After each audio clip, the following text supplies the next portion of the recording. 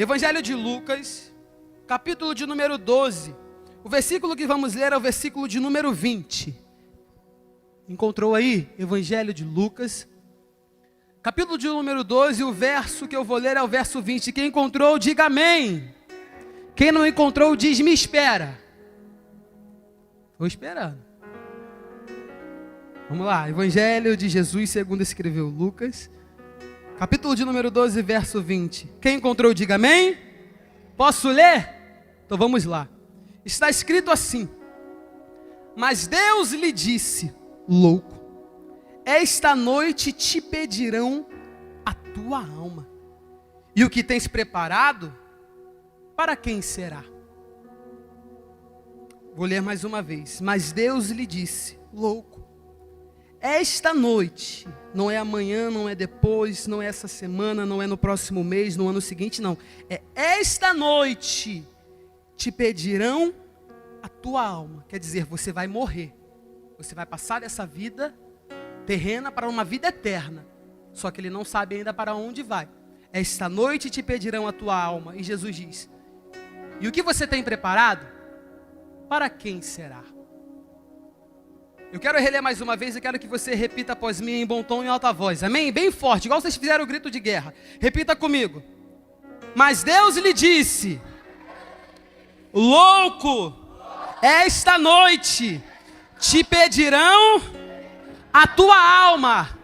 E o que tens preparado? Para quem será? O que você tem preparado para quem será? Se hoje fosse o seu último de vida, para onde você iria? Qual é o destino da sua alma, você sabe? Pergunta para esse jovem do seu lado, qual é o destino da sua alma, você sabe? Pergunta para o outro, fala, qual é o destino da sua alma, você sabe? Porque uma verdade é certa e concreta nós temos. Quando nós passamos dessa vida terrena, de uma vida natural, do nosso corpo carnal, para algum lugar nós iremos. Nós iremos agora viver uma vida eterna. Só que aonde você vai passar a eternidade, só depende de você. Seja no céu, ou seja, como a palavra diz, no lago de fogo e enxofre. Só depende de você. Antes de nós aplaudirmos o Senhor, coloca a sua mão sobre o seu coração. Pai querido, Deus amado todo-poderoso, a tua palavra será agora ministrada, Senhor, eu já te peço. Retire de nosso meio toda barreira, todo bloqueio, todo obstáculo, toda falta de concentração. Meu Deus, não permita que o inimigo venha conseguir roubar essa semente que vai ser semeada agora no coração desse jovem. Meu Deus, fale conosco. Meu Pai, não é porque eu estou aqui em cima do teu altar que eu não preciso ouvir a tua voz. Pelo contrário, comece a falar, meu Pai, comigo primeiramente, para que teu Espírito Santo comunique a nós nesta tarde aquilo que o Senhor quer dizer. Envia a tua palavra nesta tarde com poder e autoridade, e que a tua palavra verdadeiramente ela vá e produza o resultado para o qual estará sendo enviada, em nome de Jesus. Amém. E graças a Deus. Senta aplaudindo ao nome do Senhor Jesus aí. Isso, aplauda mesmo com alegria. Deus é minha testemunha. O Espírito Santo é aquele que sonda a mente e esquadrinha os corações, e Ele sabe, Ele me conhece, que o meu desejo, o meu intuito não era trazer essa mensagem no dia de hoje. Até porque, desde quando o Espírito Santo colocou no meu coração esse projeto, Um Dia com Deus, eu já havia preparado uma mensagem. Eu fiquei 3 semanas estudando a mesma mensagem. Até chegar o dia de hoje, eu fiquei orando aquela mensagem. Eu dormia aquela mensagem, eu almoçava aquela mensagem, eu jantava aquela mensagem. Quando eu entrava no quarto, era aquela mensagem que Deus falava comigo. E para mim já estava tudo certo aquilo que Deus iria falar. Só que, há um pouco menos de 8 dias atrás, quando eu estava prestes a dormir, ao me deitar na cama, eu ouvi uma voz muito mansa, sabe? Uma voz muito doce, uma voz muito suave, mas que ao mesmo tempo que ela falava de uma forma suave, ela falava com autoridade no meu coração. E o Espírito Santo me falou esse versículo, ele soprou no meu ouvido e ele disse, louco, esta noite pedirão a tua alma, e o que tens preparado? E naquele momento, sabe, meu coração ele ardeu, ele queimou mesmo de verdade, e se acendeu dentro de mim um temor tão grande, que só de eu falar essa palavra eu já sinto a presença de Deus aqui. Porque verdadeiramente o Senhor vai falar conosco através desse versículo. A mensagem que eu iria trazer, ela está lá no livro do profeta Abacuque 3:2. onde ele clama ao Senhor pelo avivamento, onde ele diz: Senhor, aviva a tua obra no meio dos anos. Senhor, na tua ira, notifica a sua misericórdia. Era essa a mensagem que eu queria trazer, mas não era isso que Deus queria falar conosco nesta tarde. E da mesma forma que o Espírito Santo me fez essa pergunta, eu te faço essa pergunta agora. Se hoje fosse o seu último dia de vida, para onde iria a sua alma? Se você soubesse que de hoje você não passa, que você iria morrer. Uns diziam: não, João, está amarrado, está repreendido em nome de Jesus, faz até a cruz na hora. Mas é sério, é uma realidade. Se hoje fosse o seu último dia de vida, o que você iria fazer? Pergunta para esse jovem: o que você faria? Não, pergunta com fé. Eu sei que é uma palavra que causa em nós o temor, mas pergunta com fé. O que você faria se hoje fosse o seu último dia de vida? Uns diriam: João, eu iria me reunir com a minha família, eu iria ao encontro do meu pai, da minha mãe. Eu ia aproveitar cada momento, cada segundo com as pessoas que eu amo. Eu iria desfrutar de cada momento ali com eles. Outros diriam: João, eu ia fazer aquilo que eu gosto. Eu ia aproveitar as últimas horas da minha vida jogando um videogame. Iria aproveitar as últimas horas da minha vida lendo um livro, sabe? Eu ia passear, eu ia fazer aquilo que eu mais amo fazer. Outros, por medo, viriam correndo para a casa de Deus, se ajoelhariam que neste altar, iriam se ajoelhar neste altar, iriam falar: Senhor, perdoa os meus pecados. Iria ficar o dia todo meditando na palavra até a hora da morte, por quê? Para não ir para o inferno, não é verdade? Só que nós precisamos viver todos os dias das nossas vidas como se fosse o último. Alguém sabe aqui quando vai morrer? Alguém sabe quando vai morrer? Eu não sei. Eu posso estar aqui agora, em cima do altar, com esse microfone na mão, lendo a palavra e ter um mal súbito e morrer. Recentemente, há um ano, o cantor Pedro Henrique, para quem conhece, estava ministrando louvores. Ele estava ministrando os louvores ali, adorando a Deus. Ele cantou: vai ser tão lindo quando Deus cumprir o que te prometeu. Caiu, já foi. Não conseguiu nem terminar a frase. Não conseguiu nem terminar aquilo que ele estava fazendo, que era terminar a letra da canção. Enquanto ele cantava os louvores, ele teve um mal súbito e morreu. A morte, ela vem de uma forma repentina. Você não sabe nem o dia, nem a hora, nem o mês e nem o ano. Mas nós não temos que viver com medo da morte, pelo contrário. Nós temos que viver esperando a volta de Cristo. Porque pior do que morrer é Jesus voltar, arrebatar a igreja e você não subir. Porque se você morrer agora e estiver em Cristo, para o céu você vai. Se você morrer agora e estiver em Cristo, vai para o seio de Abraão descansar no Senhor. Só que, e se Jesus voltar agora, arrebatar a igreja, você não estiver firme, aí que são elas. O que vai ser da sua vida? O que vai ser da sua alma? E é por isso que Jesus diz isso nesta parábola: louco, esta noite te pedirão a tua alma, e o que tens preparado para que será? O capítulo de número 12 do Evangelho de Lucas, ele é marcado por diversos ensinamentos. Jesus começa esse capítulo exortando e ensinando aos discípulos para eles tomarem cuidado com a hipocrisia dos fariseus. Para quem não sabe, os fariseus eram um grupo de pessoas que Jesus mais combateu aqui nesta terra, porque Jesus detestava a hipocrisia. Ele detestava a hipocrisia dos fariseus. Então ele diz no começo do capítulo: acautelai-vos. Cuidado com o fermento dos fariseus, que é a hipocrisia. E no decorrer do ensino de Jesus, aí logo seguinte ele vai ensinar sobre a não temer o homem, sim temer aquele que tem o poder de dar a vida e a retirar.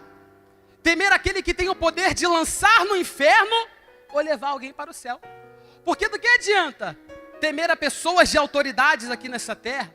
Do que adianta você temer a pessoas que estão acima de você em uma certa autoridade e não temer a Deus? Sendo que é Ele quem tem o poder de dar a vida e de retirar. Sendo que é Ele que tem o poder de dar a morte ou dar a vida. E logo em seguinte Jesus vai dizer que nós temos que confessar a Cristo em todo momento como único, suficiente, exclusivo e eterno Salvador. Porque ele disse: aquele que me confessar diante dos homens, eu confessarei diante dos anjos do céu e diante do meu Pai. Mas verdade também seja dita, que aquele que negar no grande dia também vai ser negado. E enquanto Jesus no capítulo de número 12 está dando esses ensinamentos, De repente, em um momento, vai vir um jovem, um homem, e vai falar: mestre. Ali ele interrompe o ensinamento de Jesus. Jesus para tudo aquilo que ele está falando porque ele acha que é algo importante. Só que aquele homem rico vai dizer assim: Senhor, manda que o meu irmão reparta a herança comigo. Jesus para, olha para a cara dele. Jesus está dando um ensinamento ali poderoso para os discípulos. Não só para os discípulos, mas toda a multidão que seguia ali. Jesus faz uma pergunta para ele e fala: quem me constituiu? Quem me levantou como juiz ou repartidor entre vós? E o Senhor vai dizer para ele: quem? Está lá no versículo de número 14, ainda no Evangelho de Lucas, lê comigo aí. Evangelho de Lucas, capítulo 12, versículo 14. Mas Jesus respondeu: homem, quem me constituiu juiz ou repartidor entre vós? Então lhes recomendou: tende cuidado e guardai-vos de toda e qualquer avareza, porque a vida de um homem não consiste na abundância de bens que ele possui. Então aquele homem interrompe Jesus. Jesus dá essa resposta para ele. E agora Jesus vai dar um ensinamento poderoso. Ele diz: tome cuidado, porque guardai-vos de toda e qualquer avareza, porque a vida do homem não consiste na quantidade de bens que ele possui. Alguém sabe o que é avareza? Levanta a mão e alguém sabe o que é avareza? Então vou explicar. A avareza é a sede de possuir mais do que você precisa. A avareza não é questão de ter abundância, não. A avareza é aquele tipo de pessoa que quer acumular bens, acumular coisas que não tem necessidade de ter. A pessoa já tem o necessário, está sobrando, mas ela não fica satisfeita enquanto não conseguir aumentar aquilo que ela tem. Isso é ser avarento. É como se fosse ser egoísta. E Jesus está dizendo: tome cuidado isso, porque a vida do homem não se resume apenas em bens. A vida do homem não se resume apenas em ter um bom celular. A vida do homem não se resume em ter um bom carro, uma boa casa, em ter muito dinheiro da conta, não. A vida do homem não se resume a isso. Por quê? Jesus falou isso porque ele estava mais preocupado com as riquezas que ele teria que receber na sua herança do que em ouvir a voz do Senhor. Porque se ele tivesse verdadeiramente interessado em ouvir a voz de Deus, o que ele ia fazer? Ele ia chegar perto de Jesus e ia ficar quietinho ali, ó, só ouvindo a voz do Senhor. Só que essa não era a preocupação dele. A preocupação dele era em acumular bens nessa terra. E Jesus vai contar essa parábola. Eu quero que você leia toda ela comigo no versículo 16. Ela é bem curtinha, mas é uma parábola que traz muito ensinamento. Verso 16. E lhes proferiu ainda uma parábola dizendo: o campo de um homem rico produziu com abundância. E arrazoava consigo mesmo dizendo: que farei? Pois não tenho onde recolher os meus frutos. E disse: farei isso. Destruirei os meus celeiros, irei reconstruí-los maiores, e aí recolherei todo o meu produto e todos os meus bens.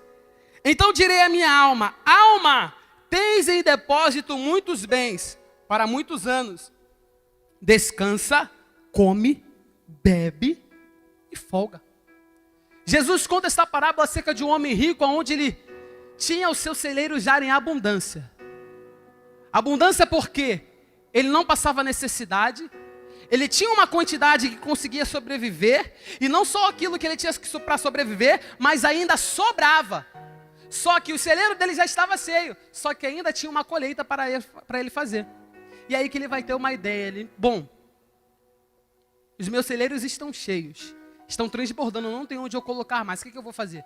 Vou destruir tudo, vou derribar tudo, e vou construir outros maiores, para que assim eu consiga aumentar as minhas riquezas. Só que pense comigo, se ele já tinha mais do que o suficiente, será que ele precisava dessa nova colheita que estava vindo?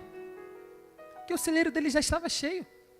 O celeiro dele já estava transbordando. Só que é um homem tão avarento que a alma dele só se sente paz enquanto ele consegue aumentar os bens. Enquanto ele não conseguia aumentar a sua renda, enquanto ele não conseguia aumentar os seus celeiros, ele não conseguia viver em paz. A alma dele só estava satisfeita desde o momento que ele conseguia crescer nos seus bens.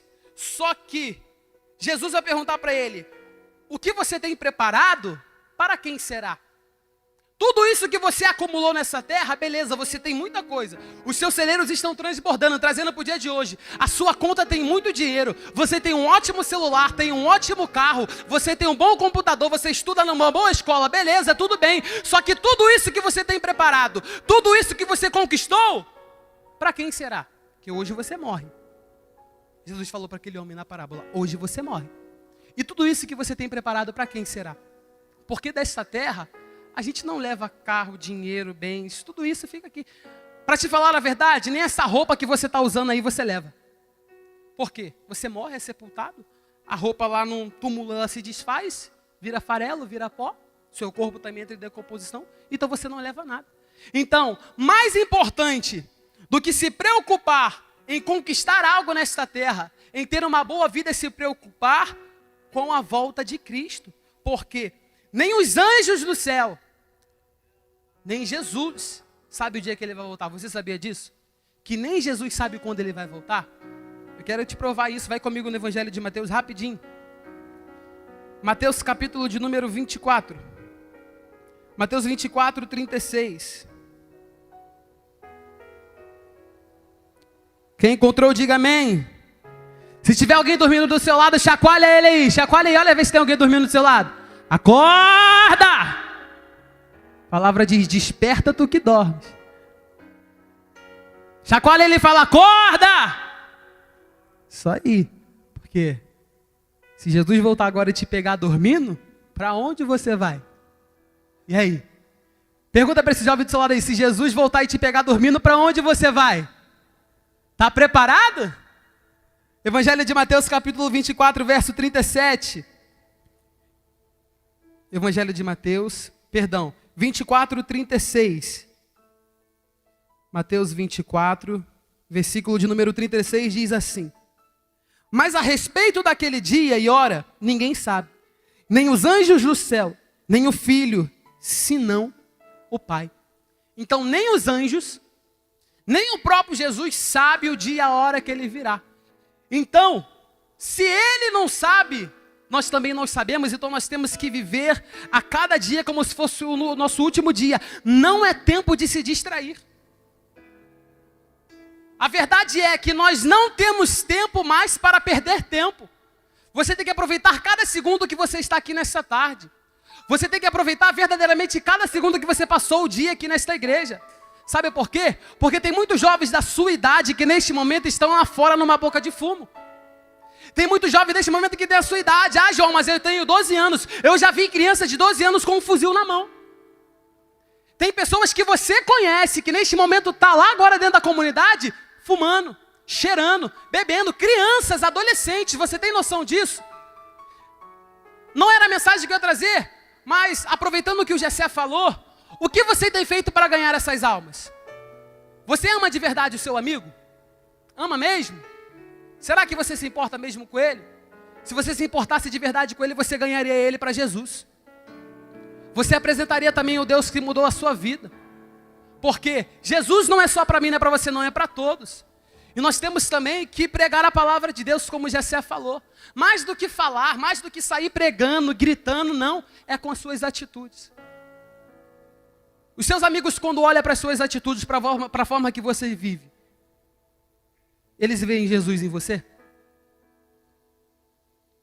Quando os seus amigos olham para você dentro do colégio, dentro da sala de aula, na rua brincando, será que eles veem o Espírito Santo dentro de você? Eu deixo essa pergunta agora. Será que as pessoas conseguem ver Jesus através de você? Nós temos que estar preparados. Porque no versículo seguinte, no verso 37, vai dizer: pois assim como foi nos dias de Noé, também será a vinda do Filho do Homem. Porquanto, assim como nos dias anteriores do dilúvio, comiam, bebiam, casavam-se, davam-se em casamento, até o dia em que Noé entrou na arca. E não perceberam, senão quando veio o dilúvio, e os levou a todos, assim também será a vinda do Filho do Homem. Então Jesus virá como nos dias de Noé. João, como assim como nos dias de Noé? A palavra diz, eles bebiam, comiam, davam-se em casamento, quer dizer, eles não queriam saber de Deus. Eles viviam para si mesmos. Eles só queriam viver a sua própria vontade, os seus próprios prazeres. Eles já não queriam mais a volta de Cristo. É aí então que Deus olha para a terra, e quando ele olha, um sentimento é gerado dentro do coração dele. Porque o Espírito Santo tem sentimentos, sabia disso? Deus tem sentimentos. A palavra diz que o Espírito Santo tem ciúme. Assim como você se entristece, Deus também se entristece. Assim como você se chateia, o Espírito Santo e Deus também se chateia. E a palavra vai dizer que ele virá como nos dias de Noé. Quando Deus olha para a terra, naquela humanidade, um sentimento é gerado dentro dele. Não só para ficar nas minhas palavras, mas vai comigo em Gênesis. Já estou terminando. Disse que seria bem breve.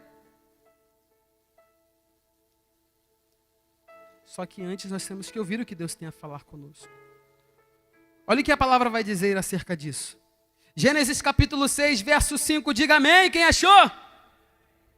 Glória a Deus. Diz assim: viu o Senhor que a maldade do homem havia se multiplicado na terra, e que era continuamente mal todo o desígnio do seu coração.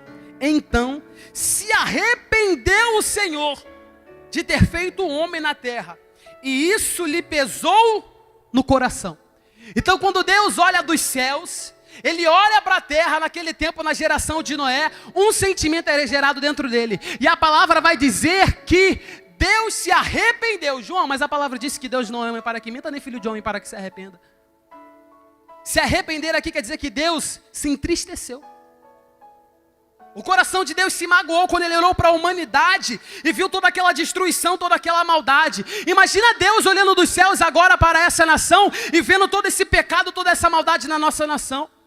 Imagina o que Deus sentiu. Ele sentiu uma tristeza tão grande, uma angústia tão grande, porque se você voltar nos capítulos anteriores, a palavra vai dizer que quando ele criou os céus e a terra, ele disse que era muito bom.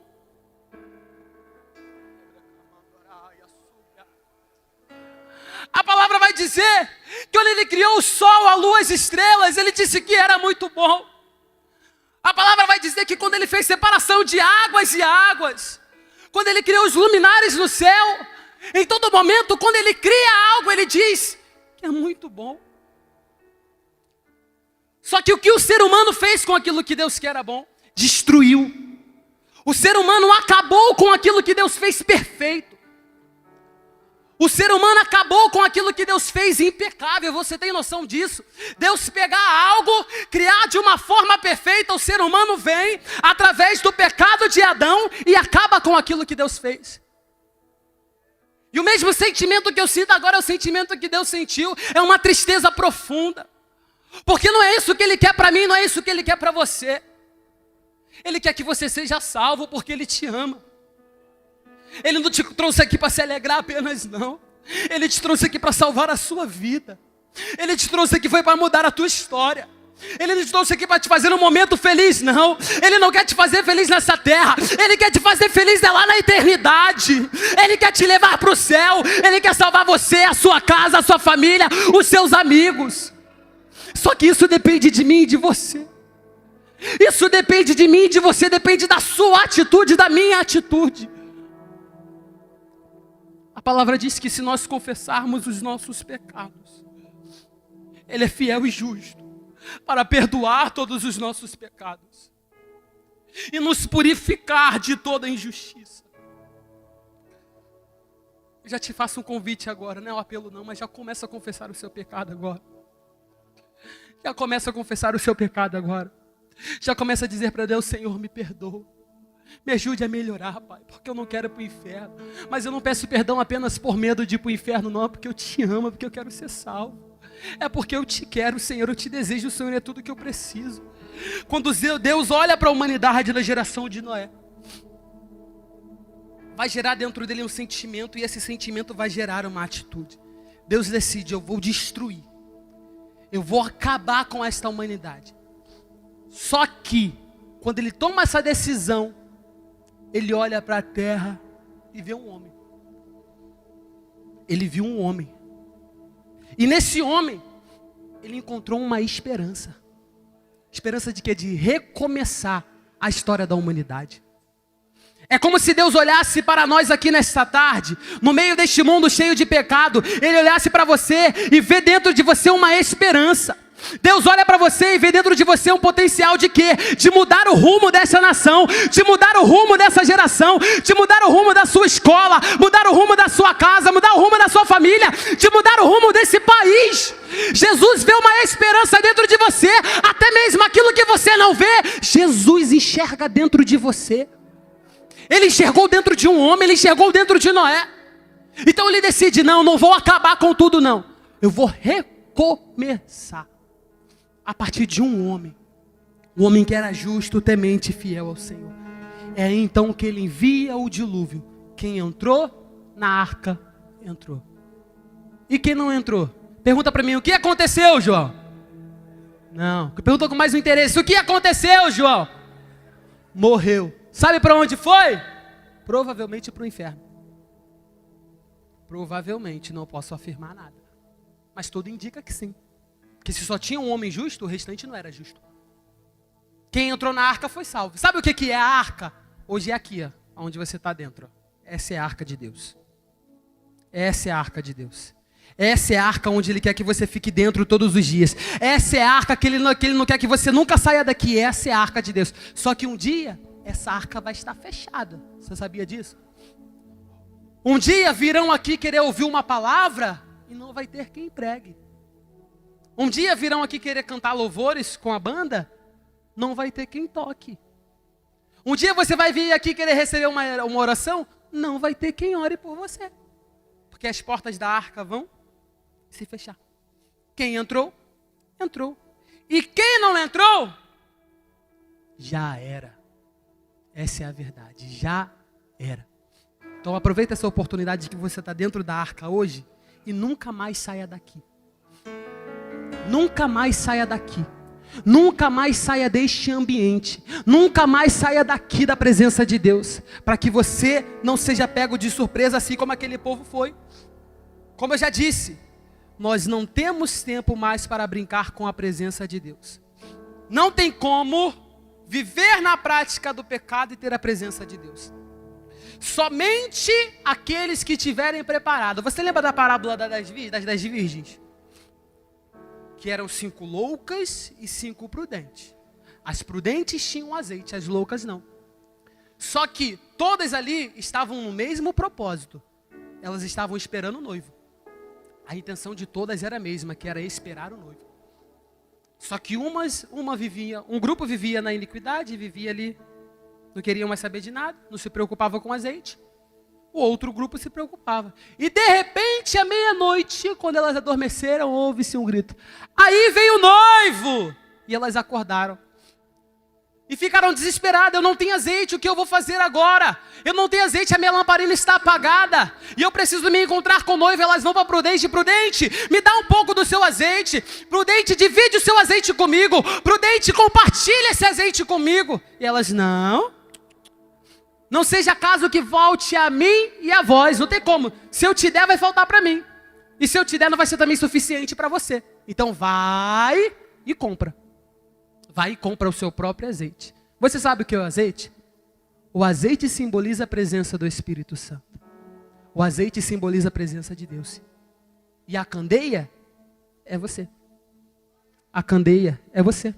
A candeia somos cada um de nós aqui. Olha para si mesmo. Tem azeite na sua candeia aí agora? Reflete aí, reflita aí. Tem azeite suficiente na sua candeia para se encontrar com Jesus? Pergunta aí para quem está do seu lado. Tem azeite na sua candeia? Mas pergunta, tem suficiente? Porque ele voltou de repente. Foi de repente. Ouviu-se um grito e então ele voltou. E elas ficaram desesperadas. E somente aquelas que tinham azeite se encontraram com o noivo e entraram para as bodas. Só que depois de voltar e tentar comprar o azeite e não conseguir, elas foram lá e bateram na porta. E elas gritaram, Senhor, abre-nos a porta. Senhor, abre-nos a porta. Senhor, deixa-nos entrar. Senhor, nós queremos se encontrar contigo. Senhor, nós queremos participar da festa. Queremos participar das bodas. Só que Jesus vai dizer uma palavra, uma frase muito dura. Ele diz, em verdade vos digo que não te conheço. Imagina ouvir isso de Jesus. eu não te conheço. E misturando as passagens, você pode até dizer, Senhor, mas no teu nome eu curei. Naquele dia vão dizer, Senhor, no teu nome eu preguei, no teu nome, Jesus. No dia 16 de novembro, eu estive na tua casa de 8 da manhã até quase 6 horas da tarde. E o Senhor vai dizer, não te conheço. Você que é da equipe jovem, Senhor, eu passei a madrugada preparando alimentos. Senhor, eu passei semanas orando à meia-noite. Eu passei semanas fazendo jejum. Eu fiz a obra para os jovens, para receber a eles, para acolher, abraçar, cuidar. E Jesus vai dizer, em verdade te digo, que não te conheço. Não conhece por quê? Beleza, você trabalhou para Cristo, fez a obra, fez a sua parte, só que, e o azeite? Cadê? O Espírito Santo está dentro de você? Porque o Espírito Santo, ele é um selo, você sabia disso? É uma marca. E quando Jesus for arrebatar a igreja, só vai subir quem tiver selado e quem tiver marcado. Só sobe no arrebatamento quem for selado pelo Espírito Santo. Só sobe para o arrebatamento quem tiver a marca da promessa. Deus quer te selar nesta tarde. Ele quer selar a sua vida, Ele quer selar o teu coração. Ele quer te marcar agora com essa promessa. Ele quer te selar com a presença do Espírito Santo, para que quando chegar a hora dele voltar, você suba assim, ó, voando, flutuando com o corpo glorificado, com o corpo transformado, que você seja elevado aos céus. A palavra vai dizer que não tem como, é impossível servir a dois senhores. Por quê? Você vai agradar um e entristecer ao outro. Assim também como não tem como servir a Deus e ao diabo ao mesmo tempo. Vamos ser rasgados? É impossível agradar ao Senhor e a Satanás ao mesmo tempo. Você precisa decidir nesta tarde em qual lado você vai ficar. Você precisa nessa tarde decidir a quem você vai agradar. Se é a Deus ou se é o diabo. Se você vai viver para o Senhor de todo o coração, ou se você vai mudar o seu comportamento, porque um dia todos nós receberemos uma recompensa. Todos nós seremos julgados segundo as nossas obras. Todos nós seremos confrontados segundo aquilo que nós fazemos. Vai comigo em Romanos, já estou acabando, já está no finalzinho. Pulei bastante versículo aqui. Romanos capítulo de número 2. Romanos 2. Alguém poderia pegar um copo d'água para mim, por gentileza? Romanos 2, versículo de número 6. Diz assim, quem encontrou, diga amém. Vamos ler do 6 ao 9. Vamos ler do 5. Mas segundo a tua dureza e coração impertinente, acumulas contra ti mesmo ira para o dia da ira e da revelação do justo juízo de Deus. Agora o 6 até o 9. Que retribuirá a cada um segundo o seu procedimento. A vida eterna ao que se perseveraram, quer dizer, Deus vai dar a vida eterna àqueles que permaneceram na fé, e ao que faz o bem, e procura glória e incorruptibilidade, mas o Senhor também vai recompensar com ira e indignação aos facciosos que desobedecem à verdade e obedecem à injustiça. Tribulação e angústia virão sobre a alma de qualquer homem que faz o mal, ao judeu primeiro e também ao grego. Então Paulo está dizendo aos romanos, você vai receber a sua recompensa. Se as suas obras são boas, se as suas atitudes são boas, a sua recompensa vai ser boa. Mas se as suas obras são ruins, a sua recompensa vai ser ira e indignação de Deus. E terrível coisa é cair nas mãos do Senhor quando Ele está irado. Por quê? Se nós caímos na mão do inimigo, nós fazemos o quê? Senhor, nos dá o livramento, nos protege, nos livra. Só que quando a gente cai na mão de Deus, quem te livra? Quando você cai na mão de Deus, quem é que vai te defender? Ninguém, porque Ele é o Todo-Poderoso. A palavra diz, tudo aquilo que o homem semear, ele vai colher. Essa é uma lei para todos na humanidade, seja ímpio, seja justo, seja o crédulo, seja o incrédulo, seja o ateu, seja o cristão, qualquer pessoa. O que plantar, ela vai colher. O que você quer colher de Deus? Reflita aí agora. Só existem dois caminhos no universo. Só existe 2 caminhos. Deuteronômio vai dizer: eis que proponho diante de ti 2 caminhos. O caminho da bênção e o da maldição. O caminho da vida e o da morte. Só que Deus aconselha: escolhe, pois, o da vida para que vivas. Qual caminho você deseja seguir a partir de hoje? Qual é o caminho que você deseja trilhar? E aí, para onde você quer ir? Se hoje fosse o seu último dia de vida, para onde iria a sua alma? E o que você tem preparado para quem será? Pense nisso. Reflita nessa palavra agora. Eu sei que não é muito uma palavra que nós queremos ouvir, sabe?